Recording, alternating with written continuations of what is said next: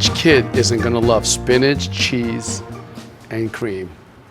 I'm gonna show you my secret to making a cream spinach that even your kids will love. I start with chicken stock, and I also use heavy cream. And because it's gluten-free, I'm not making a roux, which is with butter and flour. I will thicken it up with the modified food starch at the end. But this is gonna have so much flavor. I'm also gonna put a little bit of nutmeg. You don't need much, just a little. We're gonna bring this to a boil.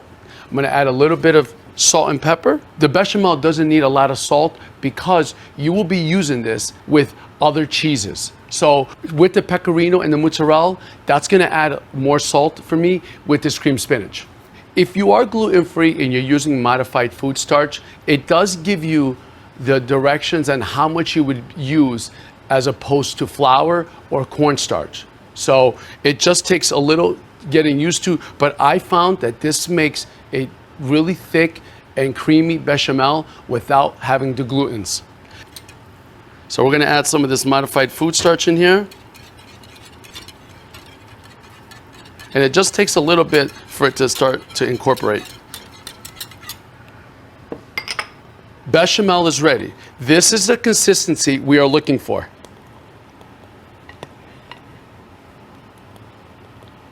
So one of the tests is if you put your finger through and it doesn't go back together. Now we're gonna put the bechamel to the side and we're gonna work on our spinach. We're just gonna put this spinach in a cast iron pan and we're just looking to wilt it. We're not looking to saute it. I'm not adding any oil or anything like that. This should go pretty fast, okay? Now you can use chopped spinach, but for this, I wanna use a fresh spinach so the leaves kind of stay intact still. But chopped spinach works well also. And this bowl will make just enough to go in this pan. So don't be alarmed by the size of the spinach. It does deflate.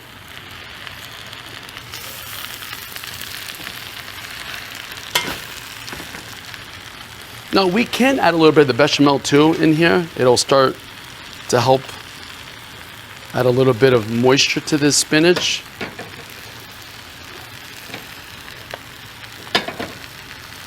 Oh, this is just, it's coming together already. Doesn't take much. Little love, little patience, and a whole lot of cast iron. So we're just looking to put a thin layer of the bechamel. This is not a soup with spinach in it. And you can notice that the spinach starts to wilt very nicely. We have a little bit more left in here. Beautiful. Little toss. There. This is done. Okay. So we have enough heat in the pan that now we could add some pecorino.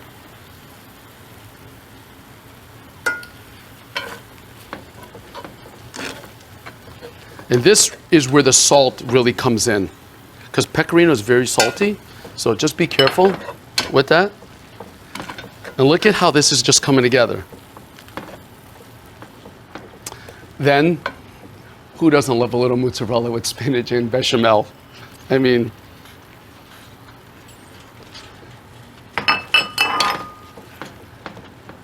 we're gonna spoon this up like this. Now you could put this back in the oven.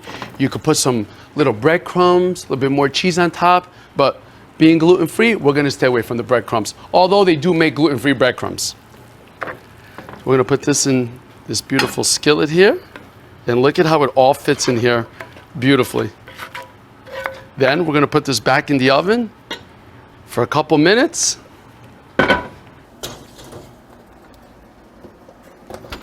Cast iron seared Cowboy Steak. We have cast iron red smash garlic potatoes. And to finish it off, we have a cheesy cream spinach. So we're gonna look at this cream spinach now, and we have bubbles. This is a cream spinach. Because the spinach gives off so much water, that's why you wanna make this bechamel a little bit thicker. And if you notice here, It stays thick, and this is all spinach here. And here we go for that moment. Which kid isn't gonna love spinach, cheese, and cream? That is money. This is why I love cast iron cooking. This is a perfect meal.